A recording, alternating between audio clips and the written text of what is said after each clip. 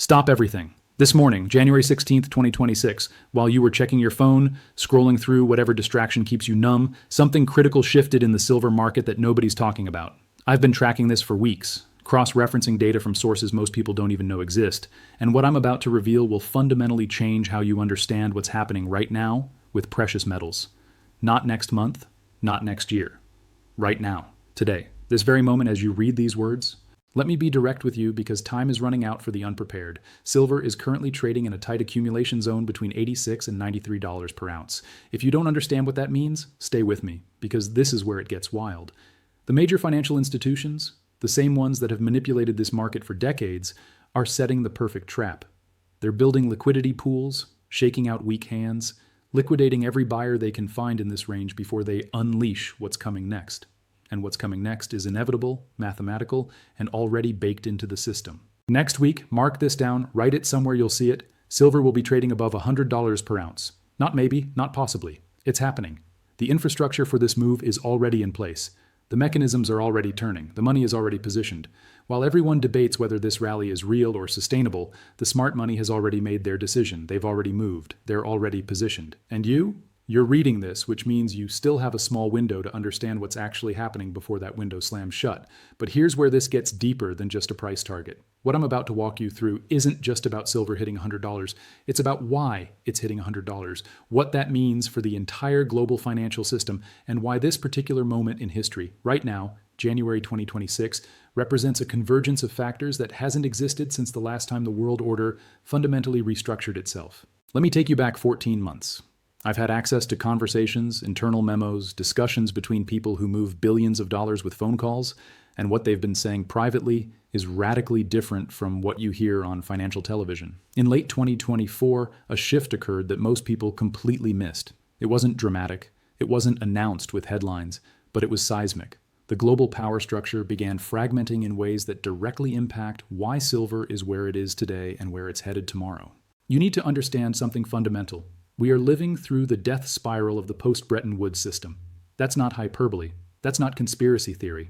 That's observable reality playing out in real time across commodity markets, currency markets, and geopolitical realignments happening faster than any time since 1971.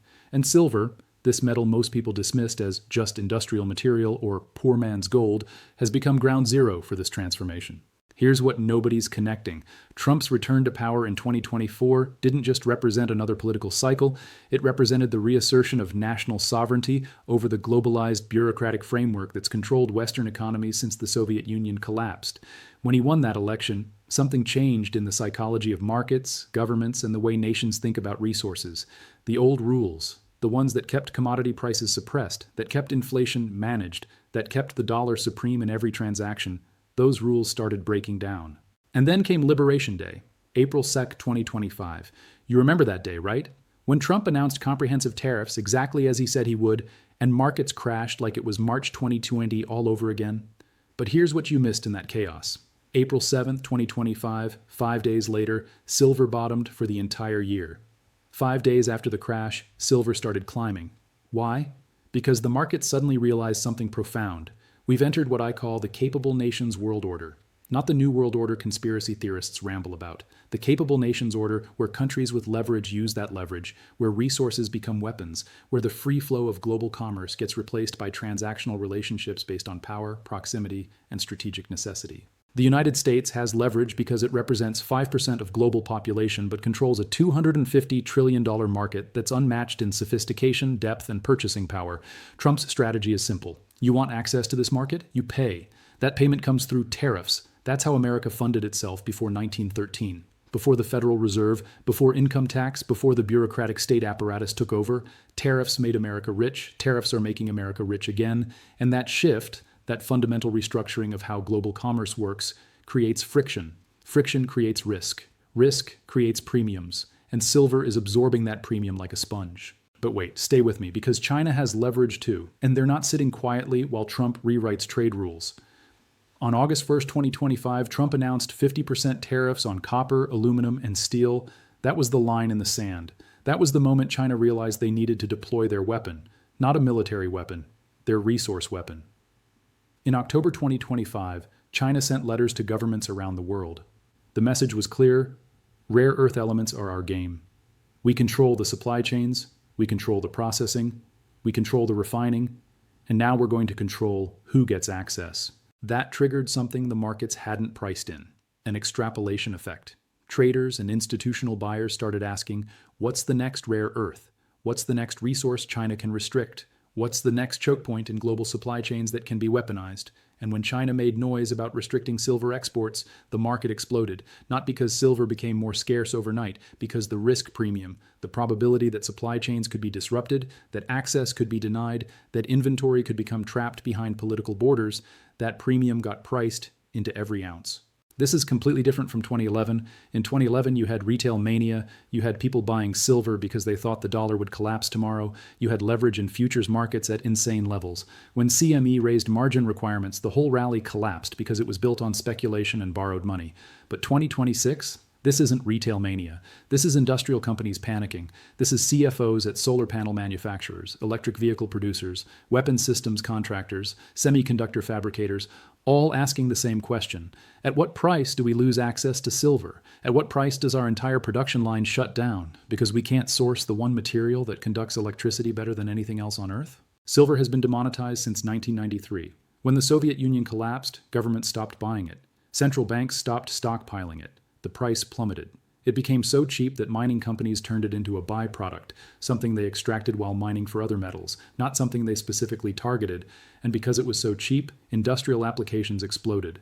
Solar panels, electronics, medical equipment, water purification, batteries, 5G infrastructure, everything that defines modern technology requires silver, not gold, silver. So now you've got a perfect storm that's been building for 30 years, and it's all converging right now in January 2026. You've got industrial demand at levels never seen in human history. You've got supply chains fracturing along geopolitical lines. You've got governments hoarding resources. You've got zero new major silver deposits being developed because the price was suppressed for decades and nobody invested in exploration. And you've got financial institutions who've kept this market capped suddenly losing control of the pricing mechanism. Let me show you what's happening right now, today, that confirms everything I'm telling you. Silver is in an accumulation zone between 86 and 93s. What does that mean in plain language? It means the big players are building positions. They're buying every dip, they're absorbing supply, but they're doing it carefully because they don't want to trigger the breakout prematurely. They want to shake out weak hands first. They want to liquidate everyone who bought at $88, hoping for a quick move to $95. They want to create enough fear, enough doubt, enough volatility that retail traders sell and institutional buyers can accumulate more at better prices. This is standard operating procedure for any major move in commodity markets. You build the springboard before you launch. You compress the price range. You create frustration. You make it look like the rally's over. And then, when everyone who is going to sell has sold, you unleash the real move. That's what's being set up right now. The institutions aren't fighting this rally. They're positioning for it. They're preparing for the breakout above $100 because they know what you're about to learn. It's mathematically inevitable. Here's why. The dollar, despite what mainstream financial media tells you, is dying as the global reserve currency, not tomorrow, not in a dramatic crash, but through 1,000 cuts, each one small enough that most people don't notice until they look back years later and realize everything changed. At its peak, the dollar represented 72% of global reserve holdings. Today, it's just under 60%. That decline is accelerating. Every tariff Trump imposes, every transaction China settles in yuan, every commodity deal India negotiates outside the dollar system, each one chips away at dollar dominance. And as dollar dominance declines, hard assets rise. Not because people are speculating, because governments, central banks, sovereign wealth funds, and institutional asset managers are realizing they need stores of value that can't be printed, can't be devalued by central bank policy, can't be inflated away. Gold has already made that transition. It's been reestablished as a Tier 1 asset under Basel III banking regulations. Silver is next. And when that transition happens, when silver gets remonetized even partially, even in small regional markets, the price discovery mechanism will be unlike anything we've seen. Imagine if India, with 1.4 billion people and an economy growing at 7-8% annually, allowed silver to be used as collateral in pension programs. In March 2025, they already started allowing farmers to use silver as direct collateral for bank loans. That's not official remonetization, but it's functional remonetization. It's the banking system acknowledging silver has monetary properties. Now extrapolate that across India's entire economy. across pension funds, across insurance reserves. The amount of silver that would need to be accumulated for that system to function would be staggering. And where would that silver come from? The same supply that's already running deficits for 6 consecutive years? Let me break down the supply-demand fundamentals because this is where the trap closes completely. The world has been running a silver deficit, meaning consumption exceeds production, for over half a decade. We've been drawing down above-ground inventories. We've been borrowing from the rainy day fund. And nobody's building new mines because silver was kept artificially cheap for so long that there's been zero incentive to develop new deposits. Do you know how long it takes to bring a new mine online? 5 to 10 years minimum. From discovery to permitting to development to production, it's a decade-long process at best. So even if silver hits $120 or $150 and mining companies decide it's worth developing new projects, those projects won't produce an ounce of new supply until 2030 or later. Meanwhile, industrial demand is accelerating because everything being built right now, AI data centers, renewable energy infrastructure, electric vehicle charging networks, 5G towers, weapon systems, all require silver. The green energy transition alone requires exponentially more silver than current supply can provide. Solar panels use massive amounts of silver. Every single panel, and governments worldwide have committed to solar expansion as part of climate goals and energy independence strategies. This isn't speculative. This is contractually obligated demand that must be filled or entire government programs fail, entire industries collapse, entire technology roadmaps become impossible. So companies will pay whatever price necessary to secure supply. That's not a market opinion. That's mathematics. That's industrial reality. And that reality is why institutional buyers are accumulating in this $86, $93 range before the real move happens. But here's where it gets wild. Let me show you something most people don't understand about how modern markets work. When silver breaks $100, and it will break $100 next week, it's not because retail investors suddenly decided to buy, it's because algorithmic trading systems, index funds, commodity trading advisors, and systematic strategies all have trigger points programmed into their execution models. When silver crosses certain price levels, those systems automatically deploy capital, billions of dollars of capital, not human decisions, automated decisions based on trend-following models that dominate commodity markets. So the breakout above $100 will trigger a cascade of buying from systematic strategies that creates its own momentum. And that momentum will force short covering from entities that bet against silver, and that short covering will create a squeeze. And that squeeze will attract attention from momentum traders, and that attention will bring retail buyers. And suddenly you've got a self-reinforcing cycle where price drives buying, which drives price, which drives more buying. This is how commodities move during regime changes, not gradually, in violent, powerful waves that overshoot rational fundamentals because markets aren't rational. They're reflexive. Now layer on the geopolitical dimension because this is where everything connects. We're not in a stable world order. We're in a transition period between orders, and transition periods are characterized by volatility, uncertainty, and the scramble for strategic resources. Look at what's happening globally right now in January 2026. Look at Trump's moves on Greenland, on the Panama Canal, on Venezuela. Look at China's positioning in rare earths and critical minerals. Look at India building bilateral trade arrangements outside Western frameworks. Look at Middle Eastern oil producers negotiating in currencies other than dollars.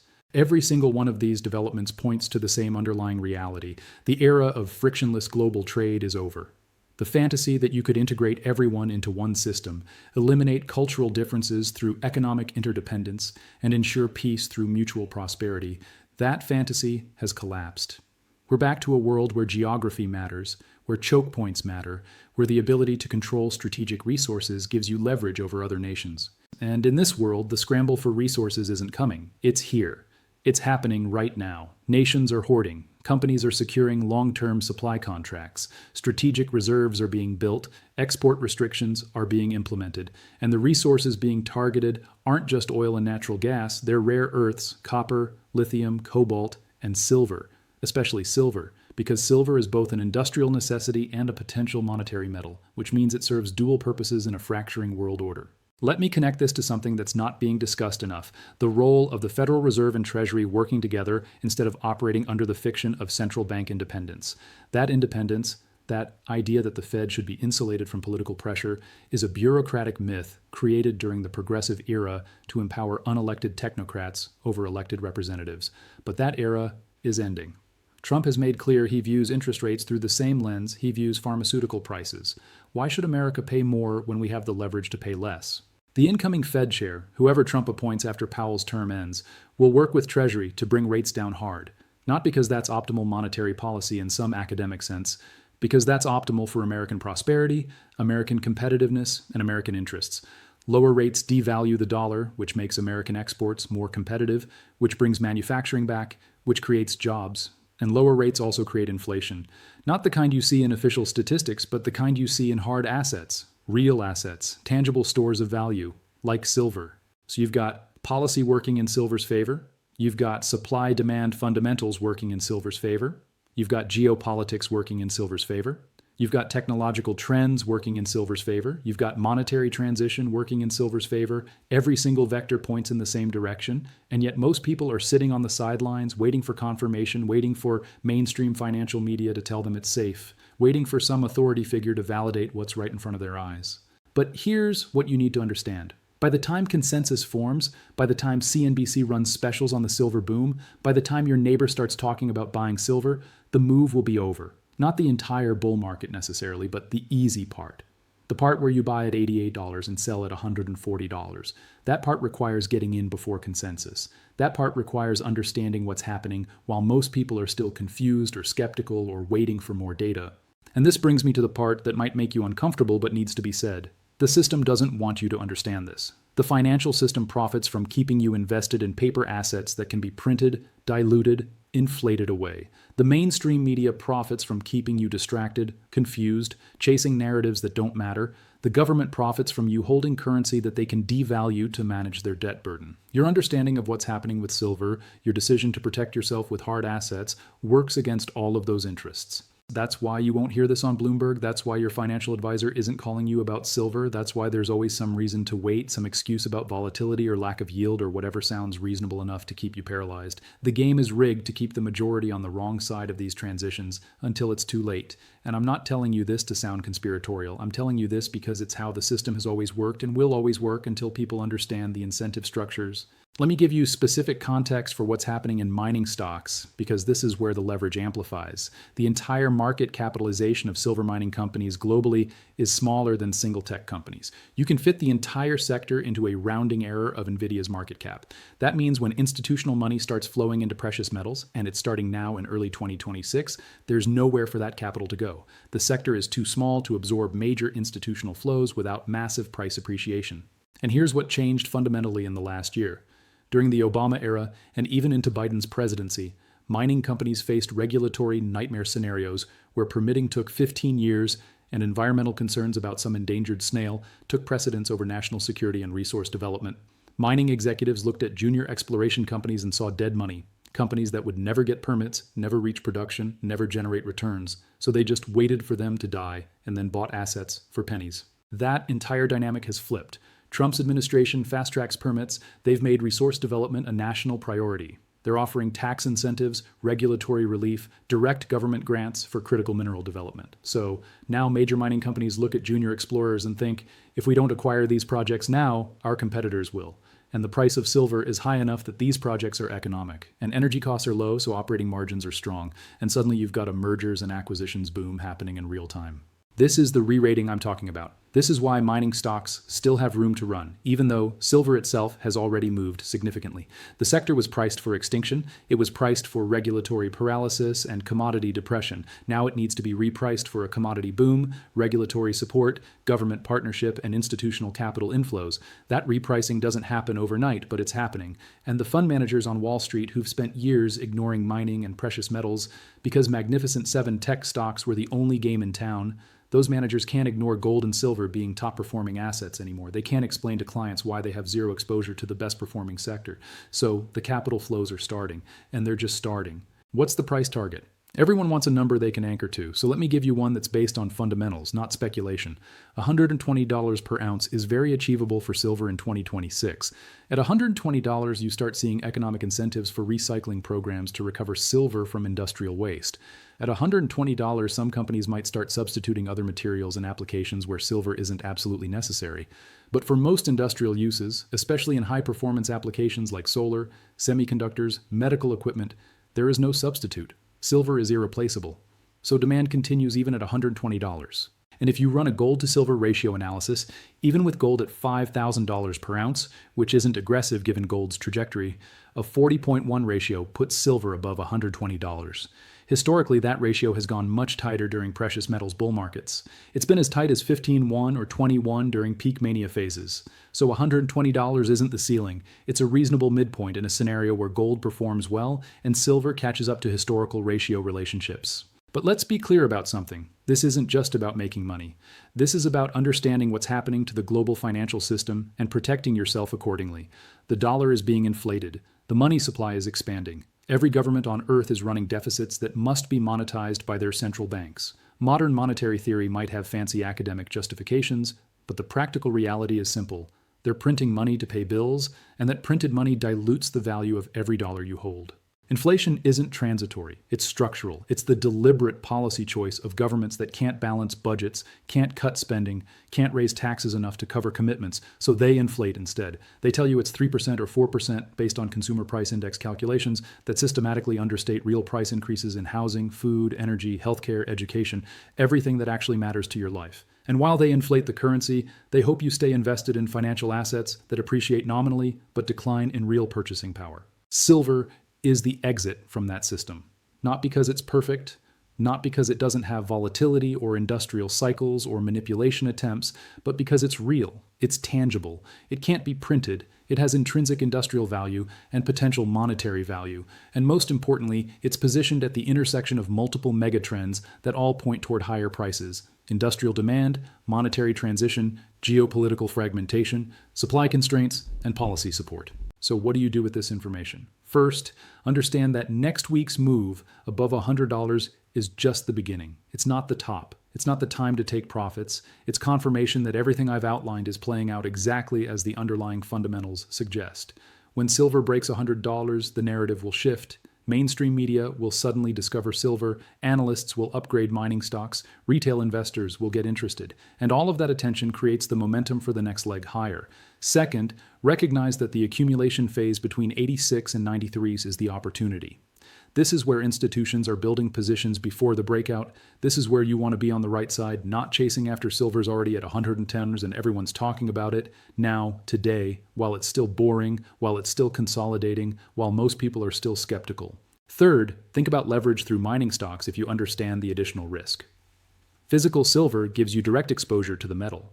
Mining stocks give you operational leverage to silver prices.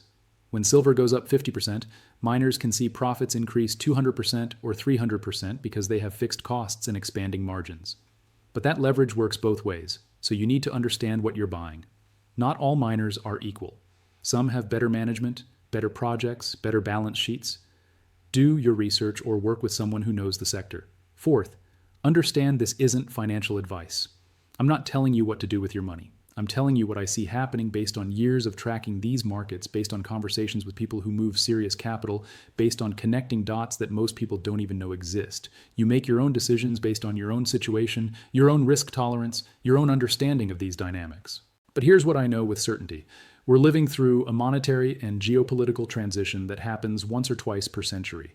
The last comparable transition was 1971, when Nixon closed the gold window and the post-war Bretton Woods system died. That transition created a gold and silver bull market that took gold from $35 to $850 and silver from under $2 to $50 in less than a decade. We're in the early stages of a similar transition now.